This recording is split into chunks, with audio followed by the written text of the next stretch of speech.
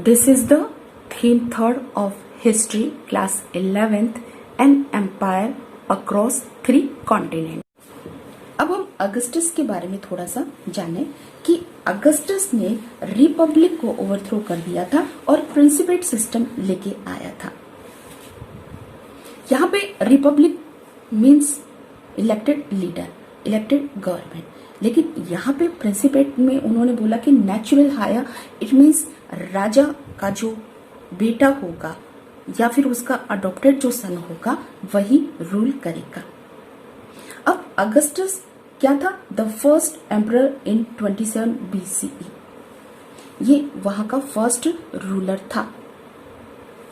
एक solo ruler मतलब single ruler था वहां पे। हमने पहले भी बताया था कि इतना वास्ट, इतना जो एम्पायर था वहां पे, लेकिन एक ही रूलर उसके ऊपर रूल करता था। Source of authority, it means वही पर्सन जो था उसी के पास सारा अधिकार होते थे। लीडिंग सिटीजन, उसे लीडिंग सिटीजन बोला गया है। इट मीन्स वो राजा था लेकिन वहां का पहला सिटीजन उसे माना गया है। प्रिंसिपस इन लैटिन, जिसका मतलब होता है लीडिंग सिटीजन, वो वहां का पहला सिटीजन था। लेकिन नॉट द एब्सोल्यूट रूलर, लेकिन ऐसा नहीं कि वो अपनी मन की मर्जी चलाता था। अगस्टस था वो शांति प्रिय था। उसके समय में हमें इतने कोई वॉर वगैरह देखने को नहीं मिले हैं कि हाँ हम बोले कि उनके समय में बहुत ज्यादा शांति भंग थी, अशांति फैली हुई थी, ऐसा नहीं था। अब ये जो वर्क कर रहा था तो यहाँ पे हमने बोला कि वो एब्सोल्यूट रूलर नहीं था, अपनी मन की मर्जी नहीं चलाता था। This was done out of the respect for the Senate, the body which had controlled Rome earlier in the days when it was a republic. The Senate had existed in Rome for centuries and had been and remained Roman and later Italian descent, mainly landowners. रोम के अंदर की बात करते हैं तो वहां पर ये सीनेट जो है काफी लंबे समय तक काम की है, कई सेंचुरीज तक उसने यहाँ पे काम किया है, मतलब कई टाइम तक वहां पे रिपब्लिक रहा है। और इसमें जो रिप्रेजेंटेटिव थे, ये सीनेट के जो रिप्रेजेंटेटिव थे वो अरिस्टोक्रेसी थे, वेल्थियर फैमिली के लोग थे। और उसके बाद में इटालियन यहाँ पे लोग इसके अंदर इंक्लूड होते हैं जो कि लैंड ओनर्स थे। अब हमने ये बोला कि जो सीनेट के जो मेंबर होते थे वो राइटिंग का भी वर्क किया करते थे, रिटन वर्क उन्हीं लोगों के द्वारा किया जाता था। एक वही जज करते थे। यहाँ पे जो रोमन स्टोरीज जो हमें मिली है, जो अभी तक हमारे पास ये है या हम जिनको पढ़ते हैं, वो ग्रीक और लैटिन भाषा में राइट थी। और ये जो मेंबर ऑफ सीनेट होते थे वही उनको राइट करते थे। इट मीन जैसी उनकी सोच होती थी, जैसे वो लोगों को देखते थे, वैसे उनके बारे में राइट करते थे। यहाँ पे एम्परर एक जज किया जाता था कि उसका बिहेव जो है सीनेट के प्रति कैसा है। एक राजा, अच्छा राजा वही होता था जिसका बिहेव सीनेट, इट मीन्स इसके प्रति अच्छा होता था। अब सीनेट क्या है कि रिपब्लिक के बाद में दिन प्रतिदिन उसका जो पावर है वो कम होता गया। तो यहाँ पे सीनेटर्स का मानना यह है कि पहले वाले दिन बहुत अच्छे थे, पहले वाले दिन आ जाए तो बहुत अच्छा होगा, रिपब्लिक आ जाए तो बहुत अच्छा होगा। लेकिन कुछ उसके बाद में वो रियलाइज कर लिया कि ऐसा इम्पॉसिबल है, ऐसा हो ही नहीं सकता। अब हमने यहाँ पे अगस्टस एज अ एम्परर की बात कर ली है, सीनेट की बात कर ली है। अब हम आर्मी के ऊपर आते हैं। आर्मी वहां की बहुत ही इंपॉर्टेंट थी क्योंकि एक राजा का पावर डिपेंड करता है उसकी आर्मी के ऊपर। अब पर्शियन एम्पायर की बात करते, पर्शियन एम्पायर का मतलब ईरान की बात करते हैं, तो वहां की जो आर्मी थी उसे हमने कॉन्स्क्रिप्टेड बोला है। कॉन्स्क्रिप्टेड का मतलब है कि उस आर्मी के अंदर लोगों को जबरदस्ती डाला जाता था। जबकि रोमन की आर्मी की बात करें तो वहां पे एज अ प्रोफेशनल जैसे लोगों को पे किया जाता है, पेमेंट दिया जाता है, वैसे वहां के सोल्जर को पेमेंट दिया जाता था और उन लोगों को बोला जाता था कि आपको अपनी 25 ईयर्स तक की सर्विस देनी होगी। और एक भाग्य बोले, एक एम्परर का जो भाग्य है, उसका जो डेस्टिनी है, वो डिपेंड करता था किसके ऊपर? अपनी आर्मी के ऊपर। क्योंकि आर्मी अगर अच्छी है, आर्मी के साथ अगर रूलर का रिलेशन अच्छा है, अगर आर्मी उसके अंडर में वर्क करती है, तो वो रूलर बहुत ही पावरफुल होता था। तो यहाँ पे रूलर क्या है कि आर्मी के ऊपर कंट्रोल करने की कोशिश करता था। लेकिन आर्मी में हमें ऐसे एविडेंस बोलिए या फिर ऐसे रिटन जो टेक्स्ट मिले हैं जिसमें हमें ये पता चलता है कि आर्मी का कंटिन्यूसली क्या है कि किंग के साथ जो है कुछ डिस्प्यूट हुआ करता था। और ये डिस्प्यूट किसके बेसिस पे? वेजेस के बेसिस पे, सर्विस कंडीशन को लेकर होता है। जैसे एक मालिक और एक उसका जो वर्कर है, सर्वेंट है, उसके बीच में भी इन्हीं बातों को लेकर डिस्प्यूट होता है। तो ये डिस्प्यूट हमें वहां की आर्मी में भी देखने को मिला है कि सोल्जर जो है better wages and service condition को लेकर कंप्लेन किया करते थे। कभी कभी दोनों के बीच में जो डिस्प्यूट होते हैं ये म्यूटिनीज के रूप में हमें देखने को मिला है। म्यूटिनीज का मतलब होता है कि वो उसके सोल्जर जो है वो राजा के अगेंस्ट हो सकते हैं। अब दोबारा से हमने यहाँ पे बताया था कि सीनेट के जितने भी मेंबर होते थे वो राइटिंग का वर्क किया करते थे। तो आर्मी रिगार्डिंग भी उन्होंने कुछ पिक्चर हमारे सामने प्रेजेंट करने की कोशिश की है, लेकिन यहाँ पे ये पिक्चर सही है कि नहीं? क्यों? क्योंकि ये सीनेट जो था वो रिपब्लिक को पसंद करता था और ऐसी कंडीशन में senate hate and fear the army, वो उससे नफरत करता था और उससे कुछ हद तक डरता भी था। तो ऐसे पर्सन कैसे यहाँ पे पॉजिटिव जो है वो लिख सकते हैं आर्मी के बारे में? इट मीन्स लिखने का काम यही मेंबर करते थे और ये अपनी सोच के अनुसार उनको लिखा करते थे। अब उनको मानना यह था कि आर्मी को उन्होंने उस सोर्स के रूप में यहां बताया जो कभी भी जो है दंगे फसाद या कर सकती है। अब specially in the tension condition of the 3rd century when the government was forced to tax more heavily to pay for its mounting military expenditures। अब मिलिट्री चाहिए, मिलिट्री के लिए पैसा चाहिए और मेन सोर्स जो है वो टैक्स है। तो पैसे, मनी लोगों से आए, कलेक्ट हो, तो उन्होंने टैक्स को बढ़ा दिया और टैक्स को बढ़ा दिया तो दंगे हुए। तो इन्होंने इन चीजों को अपनी इन टैक्स में मेंशन किया है।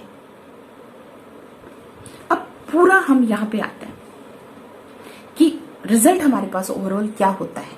हमने वहां के रूलर के बारे में जाना, हमने वहां के सीनेट मतलब अरिस्टोक्रेसी के बारे में जाना, हमने आर्मी के बारे में जाना। आर्मी पावरफुल है, आर्मी एक एम्परर जो है उसका भाग्य आर्मी पे डिपेंड करता है। सीनेट जो है वो ऐसे लोगों का ग्रुप है जो कि पैसे वाले हैं और गवर्नमेंट के ऊपर, रिपब्लिक के ऊपर कंट्रोल करते हैं, लेकिन अब धीरे धीरे उनका पावर जो है वो कम होता जा रहा है। एम्परर जो है वो सबसे पावरफुल है, सारे अधिकार उसी के पास है। तो यहां हमारे पास आता है कि उस समय to sum up the main, हमारे पास 3 मेन प्लेयर्स हैं। एक तो एम्परर, अरिस्टोक्रेसी एंड आर्मी। और एम्परर जो है वो सक्सेस, एक एम्परर की सक्सेस की बात करते हैं तो वो आर्मी पे डिपेंड करती है, वो आर्मी को अपने कंट्रोल में करने की कोशिश करता है। लेकिन जब आर्मी डिवाइड हो जाती है या फिर आर्मी रूलर के कंट्रोल में नहीं रह पाती है तो उसका रिजल्ट क्या होता है? Civil war. अब सिविल वॉर का मतलब क्या है? Arm struggle for power within the same country, एक ही कंट्री के अंदर।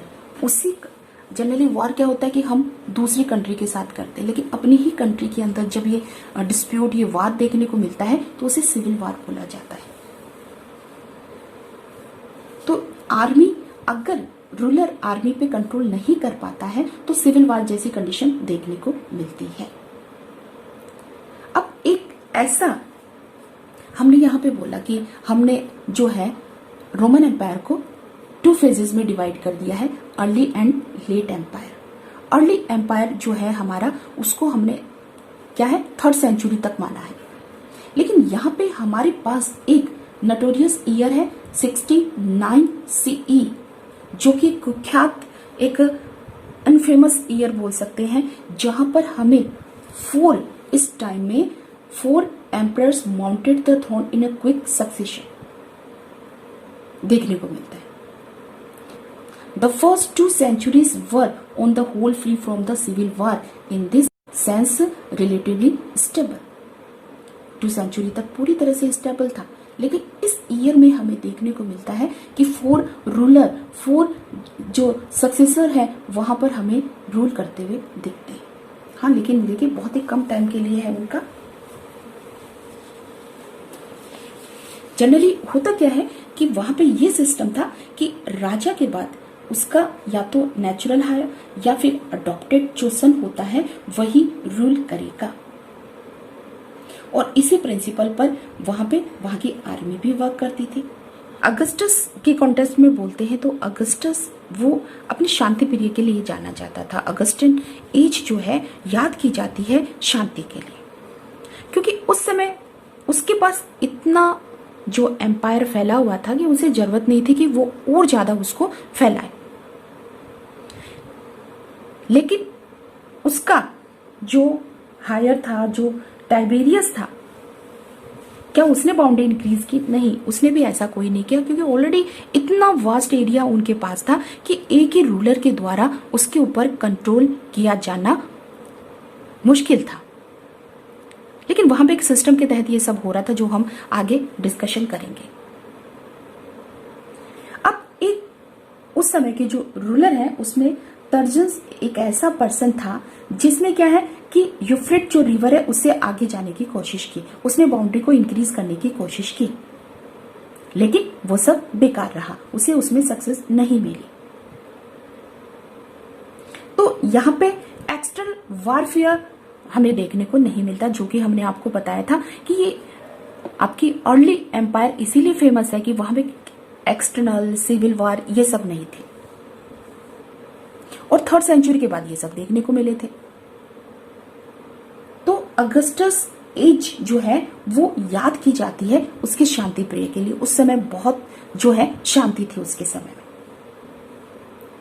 अब जो न्यू कैरेक्टरिस्टिक्स जो हमारे सामने आ रहा है वो रोमन एम्पायर का, वो ये है एक्सटेंशन ऑफ रोमन।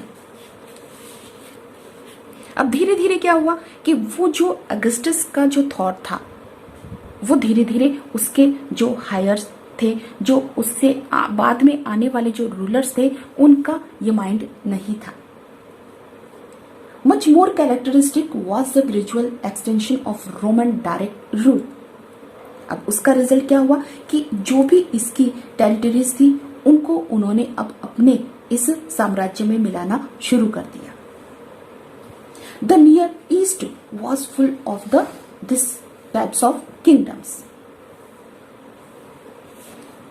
और यूफ्रेट्स के इधर, यहाँ पे यूफ्रेट्स के इधर की बात करें, हम वेस्ट की बात करें, तो वहां पर पूरा कंट्रोल जो है रोम का हो चुका था। हेरोड्स किंगडम एक ऐसा एग्जाम्पल हमारे पास है जो कि दिनारी उसे दी जाती थी, और ये दिनारीज क्या होती है, एक सिल्वर कॉइन होता है जो कि 4.5 ग्राम ऑफ प्योर सिल्वर, ये रोमन सिल्वर कॉइन होता है। नेक्स्ट इन्होंने बताया है कि जो इटली था वो रोमन एम्पायर का पार्ट नहीं था उस समय। All the territories of the empire were organised into provinces and subject to taxation. Tax चाहिए, क्यों चाहिए टैक्स? क्योंकि टैक्स नहीं तो आर्मी नहीं। तो जितनी भी टेरिटरीज थी उनको सबको अरेंज कर लिया गया था, सबको ऑर्गेनाइज कर लिया गया था रोमन एम्पायर में, ताकि उनसे टैक्स लिया जा सके। और 2nd सेंचुरी तक रोमन एम्पायर अपनी पीक पे था, अपनी ऊंचाई पे पहुंच चुका था, क्योंकि रोमन एम्पायर स्कॉटलैंड से आपका आर्मेनिया तक फैला हुआ था, सहारा टू यूफ्रेट्स तक फैला हुआ था। लेकिन इतना वास्ट एरिया कवर कर रहा है रोमन एम्पायर, और कोई आज के समय में जितनी यहाँ पे एक मॉडर्न हम बोल सकते हैं, हमारे पास आर्मी है, गवर्नमेंट है, तो इतने बड़े एरिया पे कंट्रोल करना आसान है। लेकिन उस समय ये कैसे पॉसिबल था कि जो empire Scotland to Armenia, Sahara to Euphrates तक फैला हुआ था, उसके ऊपर एक सिंगल रूलर कैसे कंट्रोल कर सकती है, कैसे पॉसिबल था। ओके, तो नेक्स्ट लेक्चर में हम इसके बारे में जानेंगे कि इतने बड़े एम्पायर को कैसे कंट्रोल किया जाता था। Thank you.